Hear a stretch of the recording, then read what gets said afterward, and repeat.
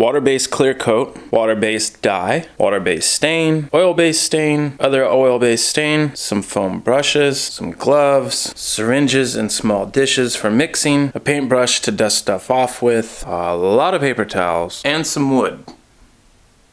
I honestly have no idea what to expect out of this video. I was super excited to get to this point because I thought coloring, that's the easiest thing to do. That's when the magic happens. Everything's so vibrant and happy, and then I got to putting stuff together to make this video, and I thought, oh my goodness, there's so much to talk about. Now, this is part four in this video series. If you haven't watched the last 3 videos, I highly suggest you go back and watch those. Finish this one first. I'll link them down below. In video 1, I went over wood selection. Video 2, I went over my burning techniques. In video 3, I went over some of the things I use to brush. And in video 4, that's this one, we're gonna talk about adding color. All right, so first let's talk about dyes.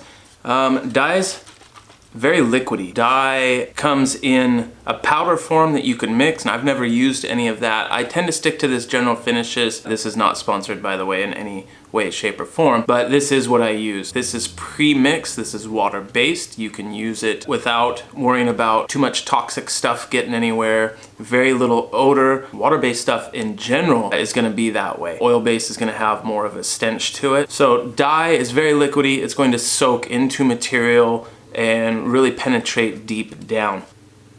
Stains, on the other hand, this one's also very liquidy. Stains have more of, let's just say, a pigment. I almost think of stains like paint. Stains can be applied and wiped off, which we're actually gonna do here in just a minute. Dyes are not gonna be able to be wiped off nearly as well. Stains have something in them that penetrates the wood, but then they also have like a pigment in them, which is going to settle on the surface. Stains you can manipulate a little bit more.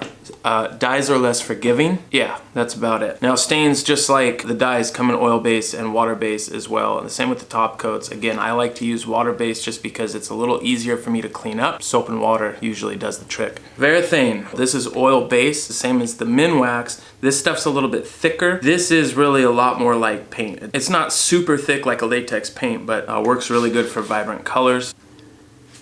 Top coats. These are both water-based. Minwax makes this polycrylic. This is a really nice spray. This is a brush on, General Finishes and Durovar. This is probably my favorite top coat on the planet, hands down. Now I'm gonna show you in just a second, but this works really good for applying a top coat over a fully charred piece. So if you don't go back and brush that stuff off, you're gonna still want a top coat on there. This works amazing for that. Top-notch product. You also pay more for this. Polycrylic, this is spray. This is a wonderful product as well. Just recently started using this, but I'm really happy with it. The spray top coats don't work so well on the fully charred stuff. I suppose if you used 140 coats, it might work okay, but I'm not gonna stick around to do 140 coats. This works a lot better. We just brush it on. This works on the stuff where you've brushed it off, you've stained it, or you've dyed it, and now you're ready to put a top coat on there to protect it. Now, these aren't the only products you can use. There's a million different products on the market. I suggest picking up what you're familiar with and giving that a shot. This is just what I have local available to me. The General Finishes stuff, a lot of times you can pick that up at a woodcraft if you're fortunate enough to have one around you. Minwax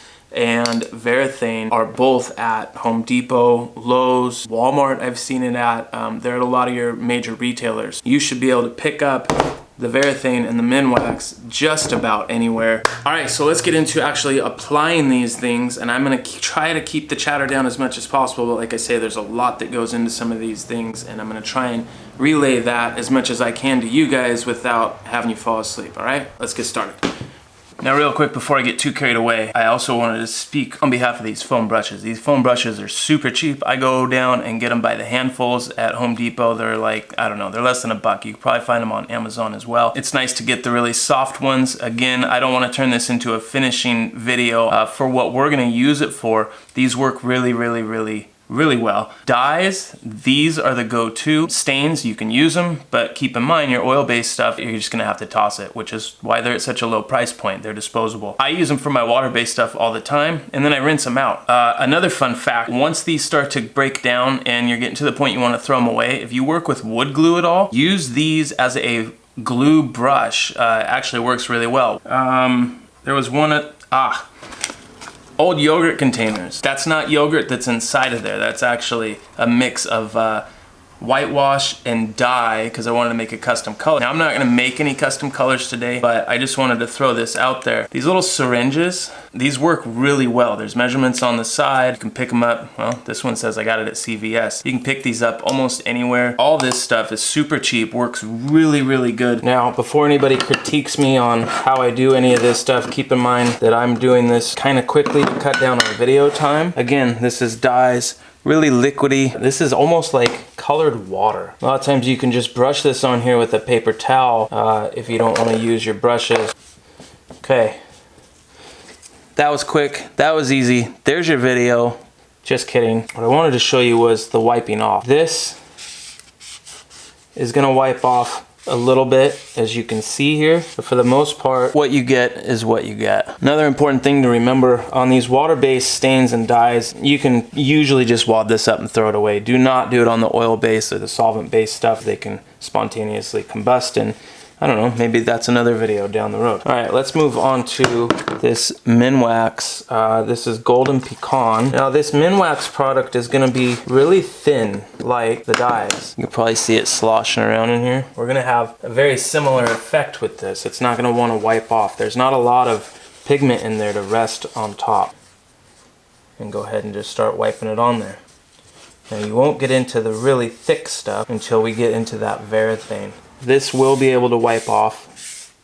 Now, you might think that there's not much of a difference, and I don't know how much of a difference it shows up on camera. If you flip it over, you can kind of see. Now, some of you are probably sitting here going, why the heck does he keep trying to wipe it off? Like, why put it on there if you're just gonna wipe it off? I'm gonna try and show that here in just a second. The longer you let stain sit in and saturate, the different effect that it's gonna get. If you slap some stain on and wipe it right back off, it's gonna give a very minimal effect. If you let it soak in, it's actually gonna be able to really lock down in, and it's actually gonna start drying and curing a little bit too. So by doing that, you can have a really thick, heavy coat, or you can have a nice light coat. Why would you do one over the other? Well, for us, you have to keep in mind that we want to keep that black, hard grain that's been charred. We want to keep that. When you start getting into the varathane wood stains where there's a very heavy base to it, it's going to want to cover that up, and I'll show you again here in a minute. So you're going to want to let that sit for just a second and then probably wipe it off. There is no way that I could actually make a video that shows every single possibility that could happen. So again, like I've said before, grab some of this stuff off the shelf, go to town, see what happens for you.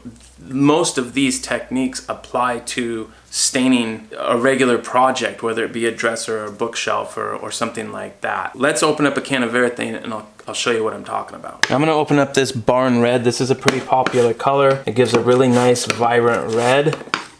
You probably can't tell on camera, but this is way thicker. This is like milk and this is like water almost. I'm gonna do the same thing. I'm gonna use a paper towel to apply this, and hopefully you can see that it kind of covers it all up. This is almost like, it's like paint.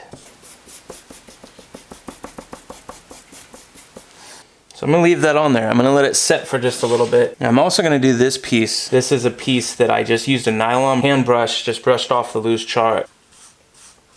We'll kind of paint that on there. We'll open this up, lay it on the trash can, let it dry out. And we're gonna kind of wipe this off. Now hopefully there isn't a huge glare on here.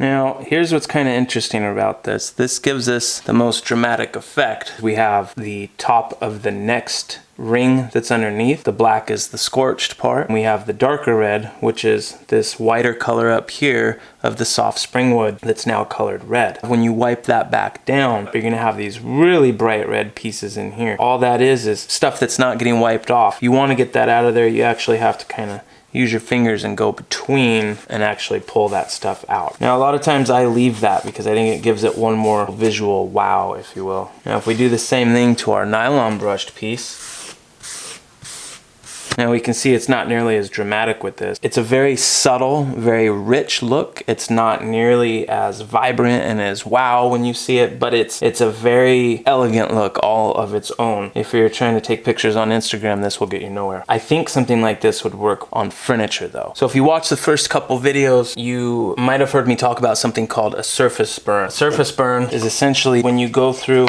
and you heat up the soft wood grain, but the hardened grain doesn't char. Although not really easy to tell on camera, there is a huge difference. So since we already have our varathane sitting here, let's spread some on here, let it sit, wipe it off, and see what happens. Now already, hopefully, you can kind of tell what the difference is. This is smooth when I touch it. There's no texture, there's no ridges and valleys. Now when you do a surface burn, I've explained in previous videos too, you're charring the softwood grain instead of the hardwood grain. And when you do that, when you add color later on, your color's not going to apply nearly the same. Now I'm gonna wipe this off. And we have pink. Maybe that works for you. It doesn't really work for me, but I'm not doing your project. If we put these side by side, you might be able to tell the difference. With this, you're getting much more of a three-dimensional effect to it. You're getting some wood tones in here, you're getting some lights and some darks, and it's all blending and working together. With this, you're not getting that nearly as much. You can tell the one on the left here, there's a very dominant three-dimensional effect to it. You can see these ridges and these lines. This one's flat and smooth across. So I'm gonna do another surface burnt piece. I'm gonna do it with blue General Finishes water-based dye.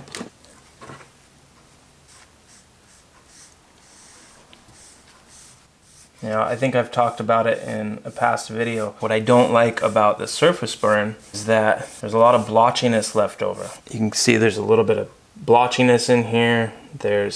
Because we didn't brush any of this off. This is by far the easy way. This is definitely the easy way. The problem is you end up with what I think is a subpar product. It all depends on what you want it for. If you're doing this for someone else, say a client or a friend, it depends on what they want. If you're building a surface where you want to be able to write something on that surface, you know, you put a piece of paper on here, you take a pen. Having something that's very textured is going to really be a pain in the butt. So maybe this is better for something like a desktop. If this was a bar top or an art piece or something like that, I would definitely go with this brushed three-dimensional look.